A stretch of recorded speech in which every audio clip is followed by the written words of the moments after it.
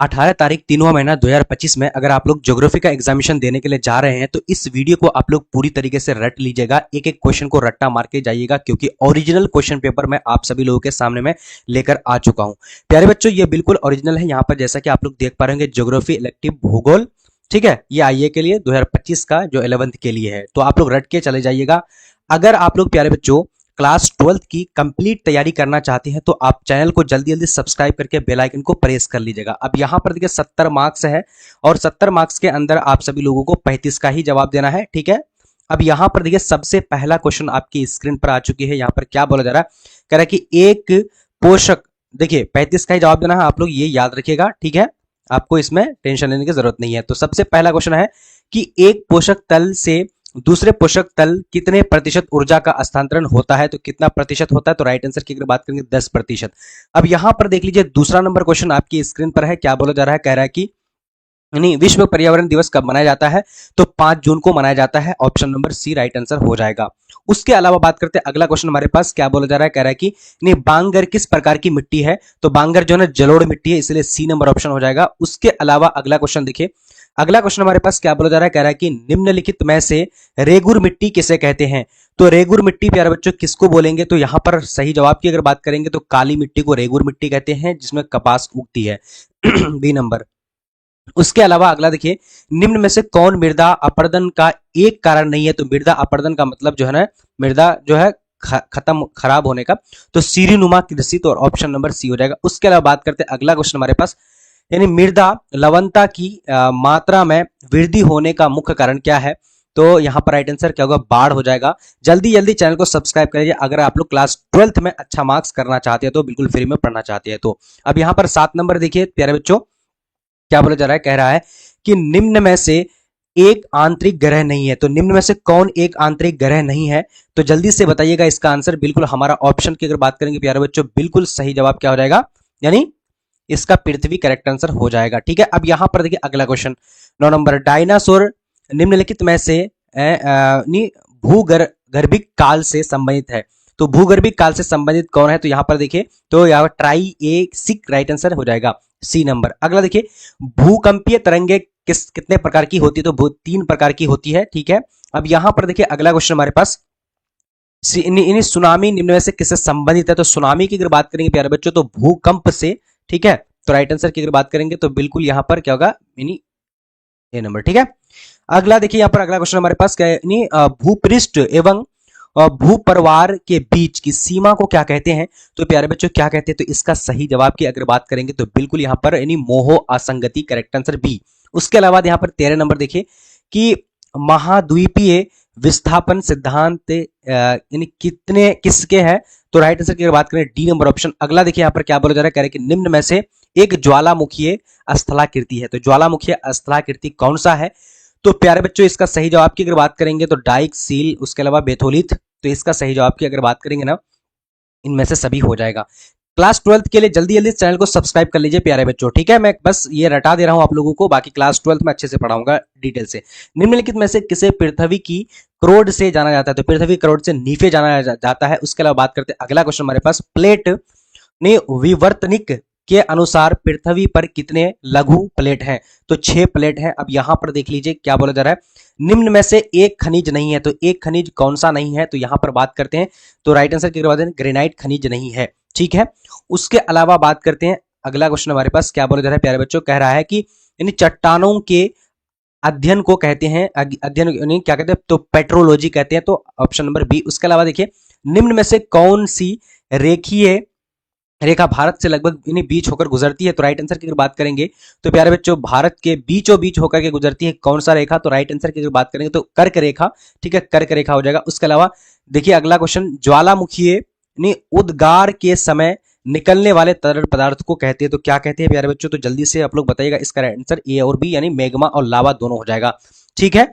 उसके अलावा यहां पर देख लीजिए अगला क्वेश्चन हमारे पास, निम्न में से कौन सी नदी यानी भारत में बहती है, तो भारत में कौन सी नदी बहती है, तो इसका सही जवाब की अगर बात करेंगे तो प्यारे बच्चों इसका सही जवाब क्या हो जाएगा, तो बी नंबर। उसके अलावा ऑक्सीकरण किस प्रकार का क्या कि अपक्षय है, तो इसका राइट आंसर की अगर बात करते हैं तो बिल्कुल ऑप्शन नंबर हमारा क्या हो जाएगा, तो ऑप्शन नंबर बिल्कुल क्या जल्दी से बोलेगा ए नंबर हो जाएगा। ठीक है, अब यहां पर देख लीजिए अगला क्वेश्चन हमारे पास क्या बोला जा रहा है, कह रहे कि पाक जल संधि निम्न में से किस देश को यानी किस देश को भारत को अलग करती है, तो इन श्रीलंका को अलग करती है पाक जल संधि। ठीक है, अब यहां पर देखिए निम्न में से कौन जो है प्राकृतिक आपदा नहीं यानी पहाड़ी क्षेत्रों में होती है, तो पहाड़ी क्षेत्रों में कौन सी होती है, तो जल्दी से बताइएगा प्यारे बच्चों। तो राइट आंसर की थोड़ा सा इसमें कंफ्यूजन, अगले थार मरुस्थल निम्न में से किस राज्य में स्थित है, तो राजस्थान में स्थित है, ये नंबर सी नंबर बिल्कुल हो जाएगा। उसके अलावा देखिए शिवालिक श्रृंखला का विस्तार निम्न में से किस राज्य में है, किस राज्य में है प्यारे बच्चों, तो इसका सही जवाब की अगर बात करेंगे तो बिल्कुल ऑप्शन नंबर यहां पर क्या हो जाएगा, तो बी नंबर हो जाएगा। ठीक है, अब यहां पर देख लीजिए अगला क्वेश्चन हमारे पास, नए जलोढ़ मिट्टी को क्या कहते हैं, तो नए जलोढ़ मिट्टी को क्या कहते हैं, तो जल्दी से बताइएगा फटाफट से। ठीक है, अब यहां पर देख लीजिए अगला क्वेश्चन हमारे पास क्या है, निम्नलिखित में से प्रायद्वीपीय भारत का सबसे ऊंची चोटी, तो यहाँ पर ये अनामुंडी हो जाएगा। उसके अलावा देखिए निकोबार द्वीप समूह निम्न में से किस प्रकार की सागर में स्थित है, तो यहाँ पर राइट आंसर की बात करेंगे तो इन्हीं क्या होगा, डी नंबर हिंद महासागर, डी नंबर। उसके अलावा बात करते हैं गार्ज किस प्रकार की घाटी है, तो गार्ज किस प्रकार की घाटी है प्यारे बच्चों, तो बिल्कुल ऑप्शन नंबर यहाँ पर क्या हो जाएगा, जल्दी से बताने हैं आप सभी लोगों, तो इन्हीं आई आकार का है। ठीक है, गार्ज है ना। उसके अलावा अगला सवाल की तरफ देखते हैं, अगला क्वेश्चन की तरफ बढ़ते हैं। यहां पर देखिए क्या बोला जा रहा है, कह रहा है कि नहीं गोखूर झील निम्न में से किस प्रकार किस क्षेत्र में पाया जाता है, तो गोखूर झील निम्न में से किस झील पाया जाता है, नदी घाटी या फिर मरुस्थली, तो ये नंबर ही नदी घाटी में पाया जाता है। उसके अलावा देखिए निम्न में से यानी किस गैस की मात्रा वायुमंडल में सबसे अधिक है, तो वायुमंडल में सबसे अधिक कौन सा हो जाएगा, तो इसका राइट आंसर की बात करेंगे तो डी नंबर हो जाएगा।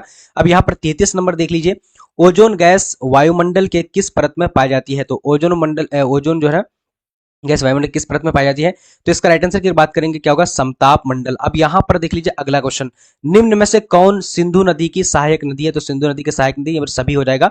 ठीक है, अब यहां पर देखिए यानी निम्न में से जो है ना गंगा नदी का उद्गम स्थान, तो गंगा नदी गंगोत्री से ये निकलता है। ठीक है, अब यहां पर देखिए निम्न में से कौन सी नदी का उद्गम स्थान कैलाश पर्वत है, तो कैलाश पर्वत की बात ब्रह्मपुत्र, राइट आंसर हमारा बी नंबर। उसके अलावा धुआंधार जलप्रपात निम्न में से किस शहर में स्थित है, तो इसका सही जवाब की अगर बात करेंगे प्यारे बच्चों तो बिल्कुल ऑप्शन नंबर यहाँ पर डी हो जाएगा। उसके अलावा बात करते हैं अगला क्वेश्चन, यानी समान वायुदाब वाले स्थानों को मिलने वाली काल्पनिक रेखा को क्या कहते हैं, तो क्या कहते हैं प्यारे बच्चों, तो बिल्कुल इसका राइट आंसर की अगर बात करेंगे तो बिल्कुल हमारा सही जवाब जो हो जाएगा ना वो जगह समदाब बोलते हैं उसको, समदाब रेखा। ठीक है, अब यहां पर देखिए निम्न में से कौन उष्णकटिबंधीय चक्रवात है, तो कौन उष्णकटिबंधीय चक्रवात है, तो इसका राइट आंसर की अगर बात करेंगे तो बिल्कुल यहाँ पर थोड़ा सा कंफ्यूजन है, तो इसलिए आप लोग देख लीजिएगा यानी चेक करके। ठीक है, निम्न में से ए और बी दोनों हो जाएगा। ठीक है, अब यहां पर देखिए 41 नंबर, निम्न में से किसे विश्व जलवायु वर्गीकरण है, तो यहां पर देखिए ऑप्शन नंबर इसका क्या होगा, तो यानी कोपेन हो जाएगा।